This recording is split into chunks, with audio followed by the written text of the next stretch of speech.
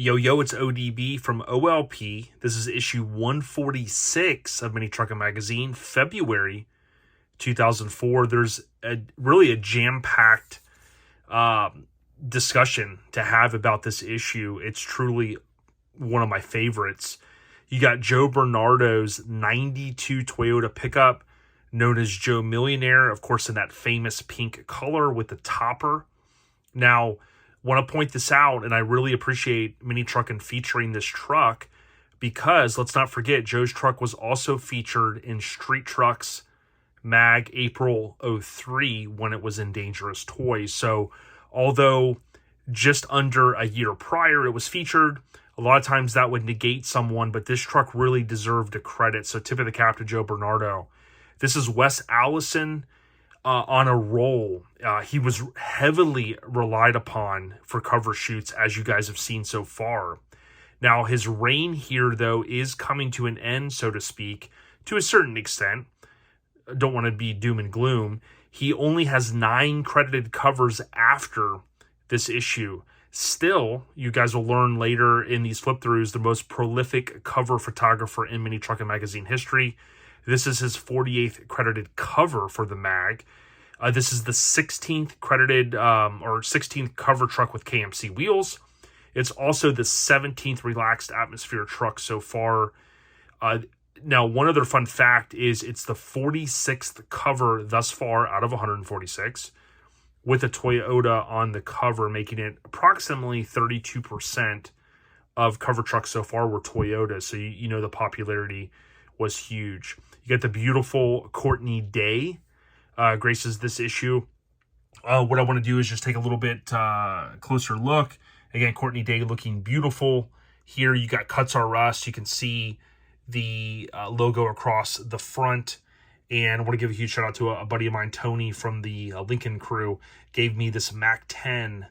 The West Coast peeps will know, based on a true story, Mac 10 keychain. But really an awesome cover. Tip of the cap to Wes Allison, of course, Lance still pulling the puppet strings. And technically, this is a relaxed atmosphere cover because Joe is in RA at this point. So just remember, we are your Mini Truckin headquarters. We do have some of these signs on our site. Mike should have them up there. We've also got stickers for a very fair price. The OLP version and the Mini Truckin. Not sure how many more we'll be able to sell of those. More on that topic in the future, but check them out and get them while you can. ourlifestylepodcast.com or the link in the bio. You can see here, again, just one of my favorite models. I know I continue to say that, but just awesome. Looks great next to the truck. Love the black bikini there. And we see about 5 features, give or take. You get the awesome S10. We'll see Patrick Reed in this issue.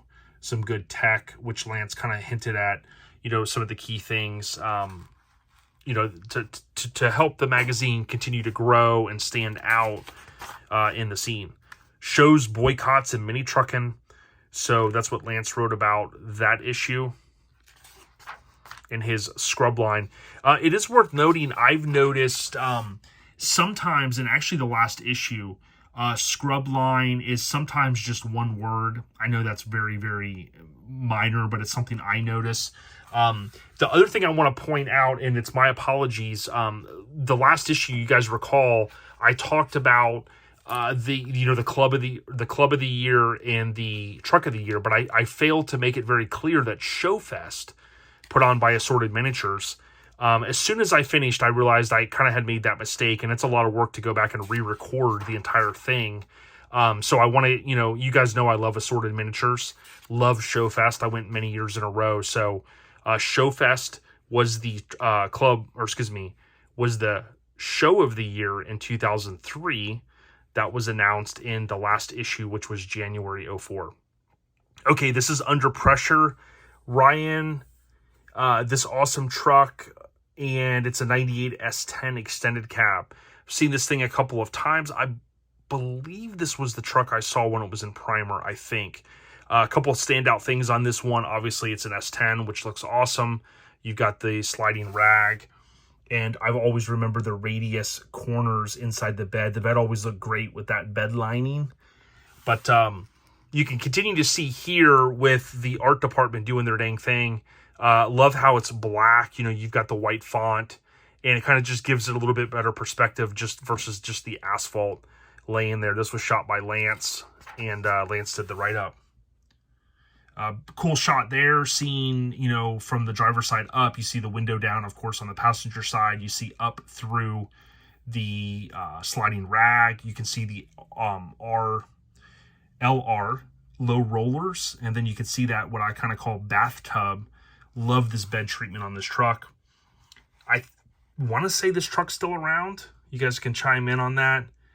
And lots of tweed for days, kind of a newer style S10, so it has that newer dash. And I love this truck. Always been a fan of it. Glad I could say I've seen it at least once or twice. Here's the 5th annual East Coast Nationals. I always remember seeing this 4Runner around and show coverage. Super clean one. There weren't a lot of the 4Runners in that era. Nice Blazer. You can see the front end swap there. Shaved body line. And plenty of awesome trucks.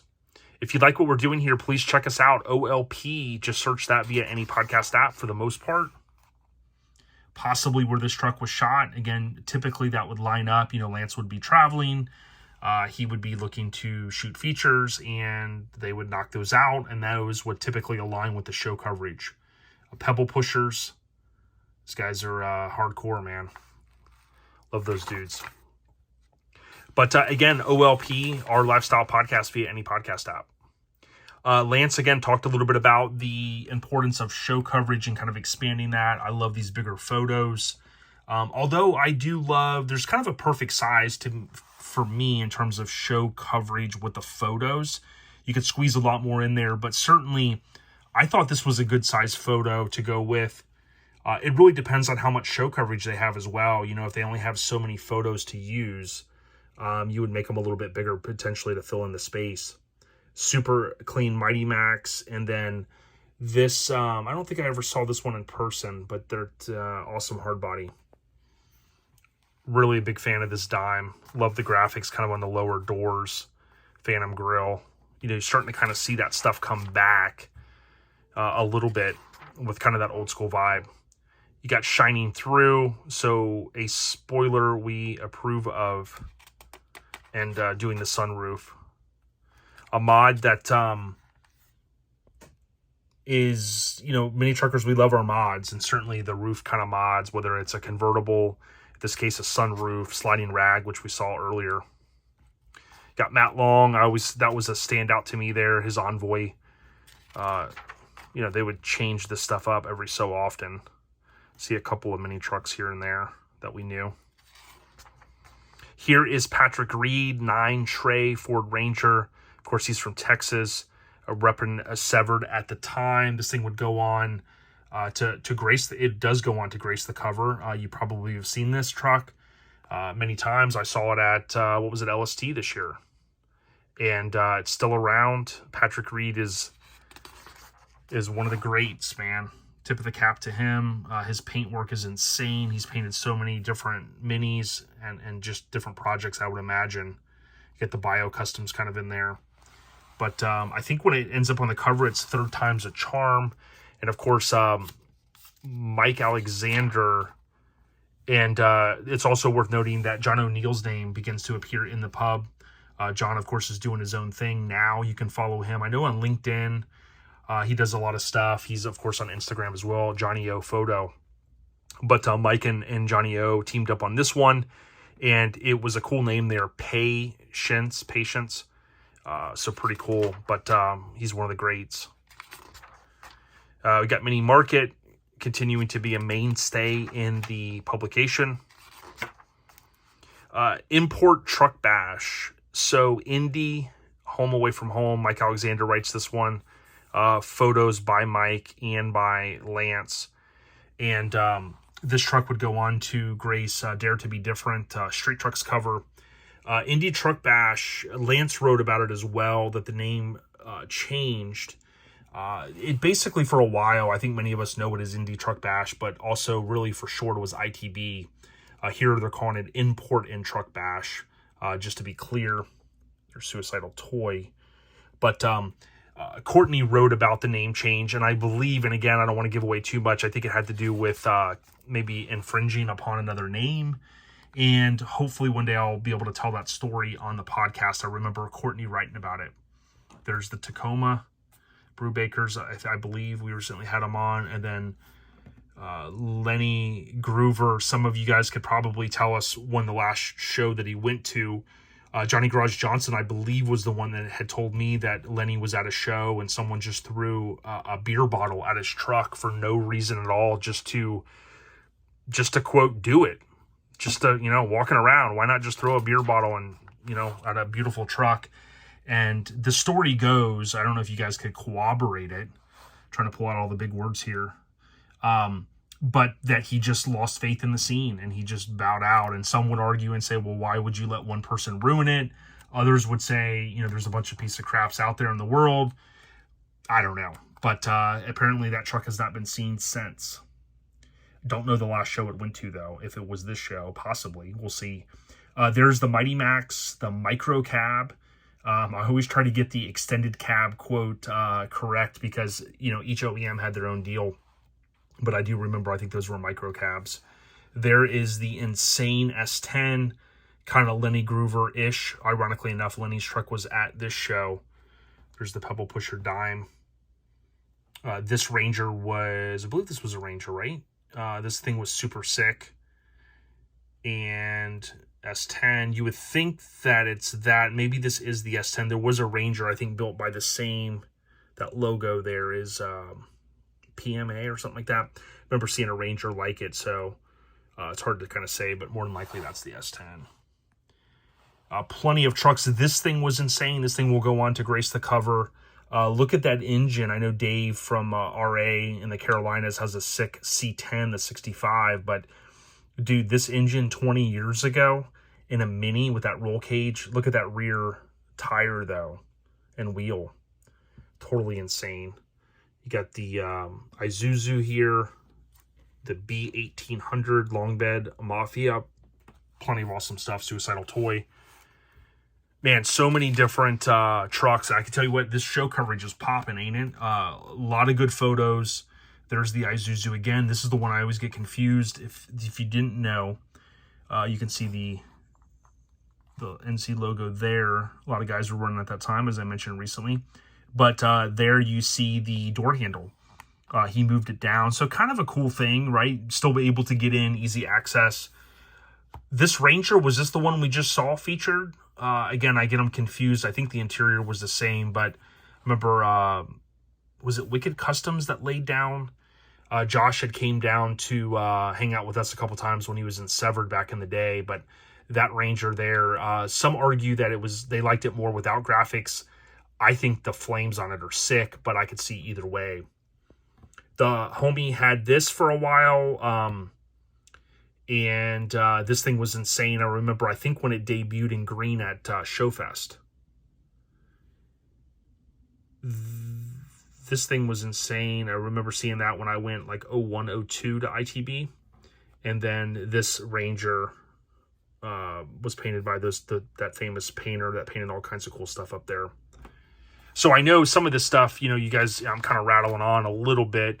I'm digging this issue, by the way, but I haven't looked at this issue probably in 20 years. So it's bringing back some memories. Joe Bernardo, again, 9 Deuce, Toyota standard cab. He was from Cali, and I stand corrected. So my bad. This is Dangerous Toys. So I think I just always think of Joe because he's, of course, in RA now. So technically, this is a Dangerous Toys cover. You can see here again, Courtney Day looking fly. Kind of the same, similar photo, if not the same photo as the table of contents. A very cool layout, too, though. Joe Millionaire, you may recall, there was in the early days of reality TV, there was a show called Joe Millionaire. More than likely, I think that's where the tie-in of the name, Lifestyle of the Nearly Rich and Famous. But love this truck. I got a chance to see it at Rezo for the Severed 10th anniversary. And took some photos of it. I wish I would have had more film. That was long before I had a digital camera.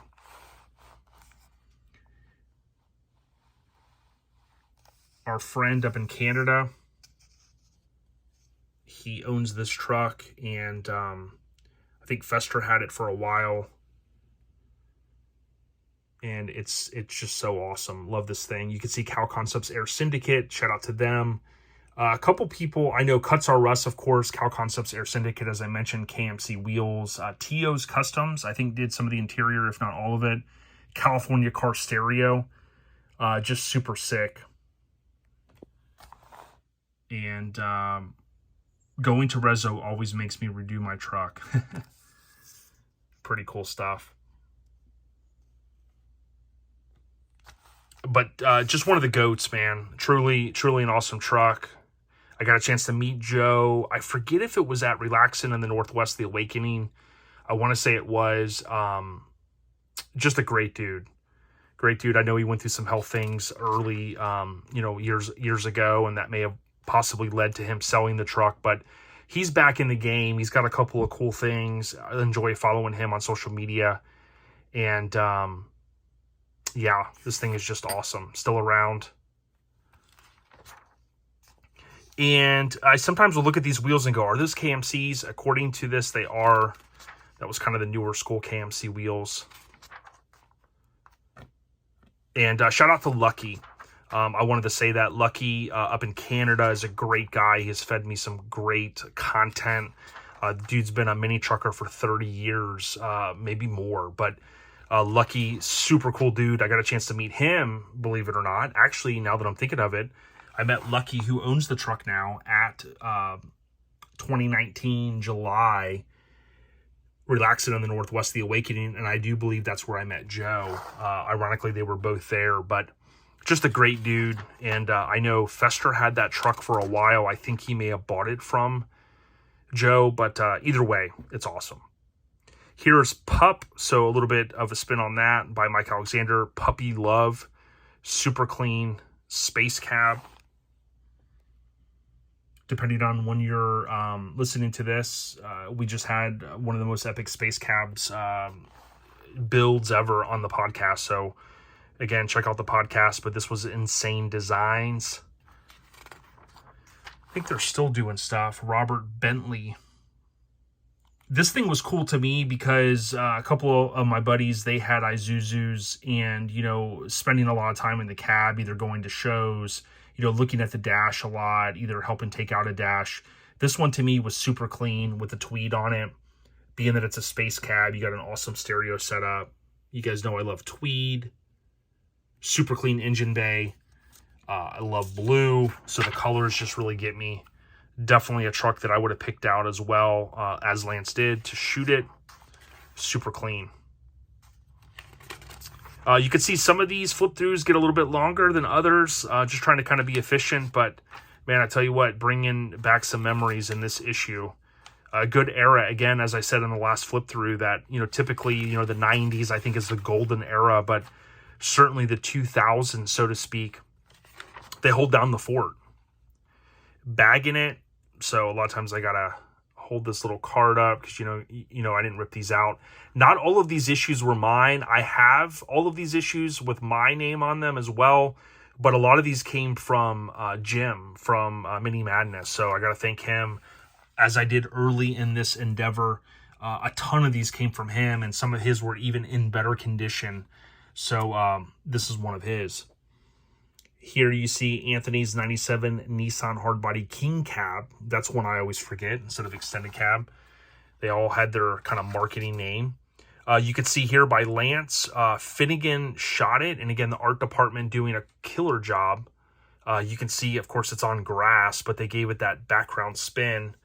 A lot of this stuff is way easier now with the tools that we have, even on our phones. It's crazy. But if you look really here, this is kind of... whatever was in the background, they cleared out there. They cleared out here as well. But, there must have been something there they didn't want us to see, whether it was just other trucks staged. But certainly, this stuff is a lot easier now to do. Not saying that putting together a magazine is easy, but the tools that we have, they didn't have that stuff back then. Photoshop may have been like in its early days. You guys could chime in, the Photoshop experts out there. You got Johnny Allen's 85 S10, Ron Nelson's 86 Toyota Extra Cab.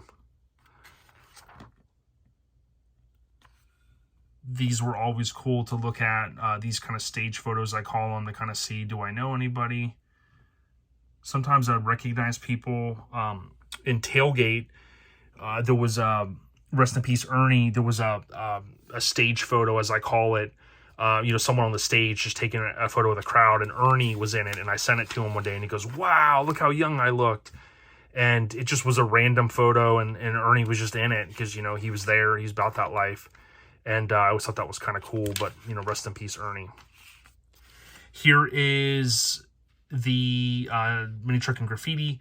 This was Russell and Brandy Gallows, I think, and I get this truck mixed up with the truck that recently surfaced. That was a Severn, Tennessee truck that I think Al from New York picked up recently, the 720, but the colors of the trucks, they always kind of run together in my head, but that was, I think, Russell and Brandy's. Here you can see the NC logo, real clean setup, show quality, and a topless dime. So, what do you guys think, man? Leave a comment, again, even if it's only an emoji, a thumbs up, Willie. Mac 10, Mac 10, leave your thumbprint, man, on the scene. That's what I'm about. Let's do it all. Let's all do it.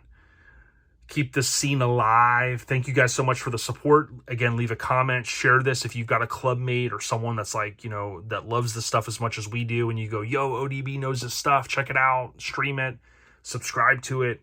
It's free, and I can tell you I'm making like $3 to $5 a month from all these videos. It's hardly anything. You have to get a big channel to really make any money, but maybe one day we'll start making 10, 15 bucks a month. Stay on the rise. Thank you guys for the support. Courtney Dado. Smoking. Shout out to Joe. Peace.